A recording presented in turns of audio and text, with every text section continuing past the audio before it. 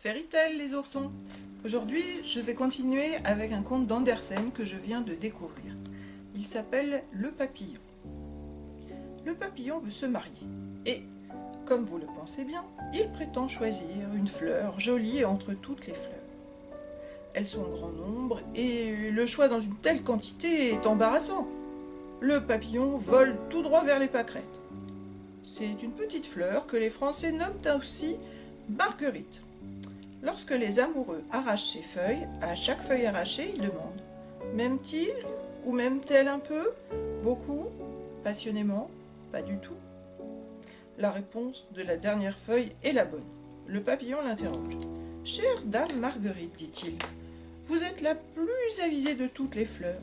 Dites-moi, je vous prie, si je dois épouser celle-ci ou celle-là. » La Marguerite ne daigna pas lui répondre. Elle était mécontente de ce qu'il l'avait appelée dame, alors qu'elle était encore une demoiselle. Ce qui n'est pas du tout la même chose. Il renouvela 2 fois sa question, et lorsqu'il vit qu'elle gardait le silence, il partit pour aller faire sa cour ailleurs. On était au premier jour du printemps. Les crocus et les perce-neige fleurissaient alentour. « Jolie, charmante fleurette, dit le papillon. Mais elles ont encore un peu trop la tournure de pensionnaire, trop jeunes. » Comme les très jeunes gens, il regardait de préférence les personnes plus âgées que lui. Il s'envola vers les anémones. Il les trouva un peu trop amères à son goût. Les violettes lui parurent trop sentimentales.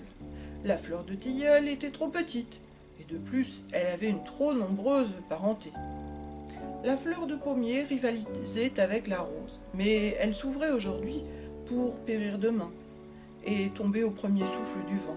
Un mariage avec un être si délicat durerait trop peu de temps.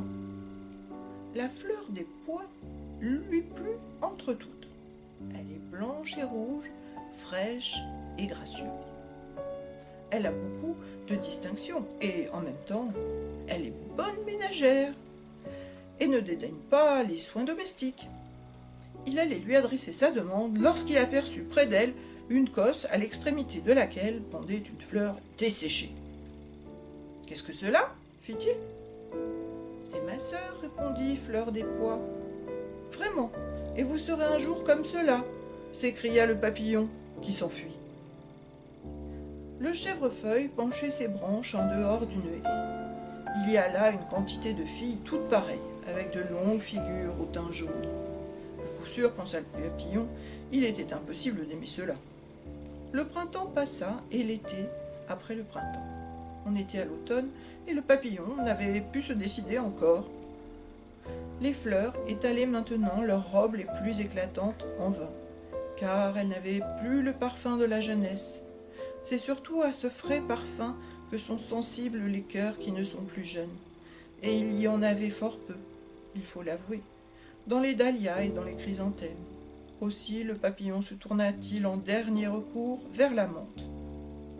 Cette plante ne fleurit pas, mais on peut dire qu'elle est fleur tout entière, tant elle est parfumée de la tête aux pieds. Chacune de ses feuilles vaut une fleur, pour les senteurs qu'elle répand dans l'air. « C'est ce qu'il me faut, se dit le papillon, je l'épouse !» Et il fit sa déclaration. La menthe demeura silencieuse et guindée. En l'écoutant, à la fin, elle dit « Je vous offre mon amitié, s'il vous plaît, mais rien de plus. Je suis vieille, et vous n'êtes plus jeune. Nous pouvons fort bien vivre l'un pour l'autre, mais quant à nous marier, sachons à notre âge éviter le ridicule. » C'est ainsi qu'il arriva que le papillon n'épousa personne. Il avait été trop long à faire son choix, et c'est une mauvaise méthode. Il devint donc ce que nous appelons un vieux garçon. L'automne touchait à sa fin. Le temps était sombre, et il pleuvait. Le vent froid soufflait sur le dos des vieux saules, au point de les faire craquer. Il n'était pas bon vraiment de se trouver dehors par ce temps-là. Aussi, ne vivait-il plus en plein air. Il avait, par fortune, rencontré un asile, une chambre bien chauffée, où régnait la température de l'été.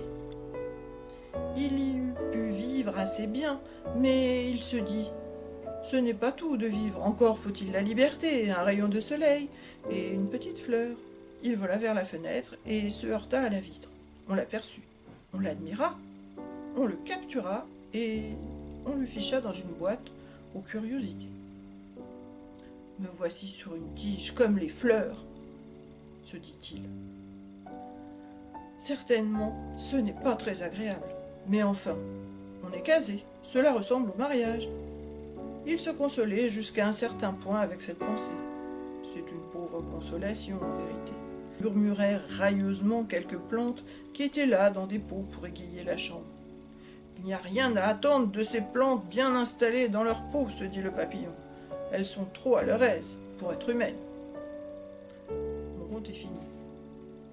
Voilà un papillon bien indécis, qui n'a pas fait fortune de sa vie, qui n'a pas trouvé l'âme sœur. Les indécis n'ont souvent pas ce qu'ils veulent. Ils ne choisissent pas assez vite et tout s'enfuit devant eux. Triste vie. Voilà, mon conte est fini et je vais vous souhaiter la bonne nuit les oursons. À bientôt.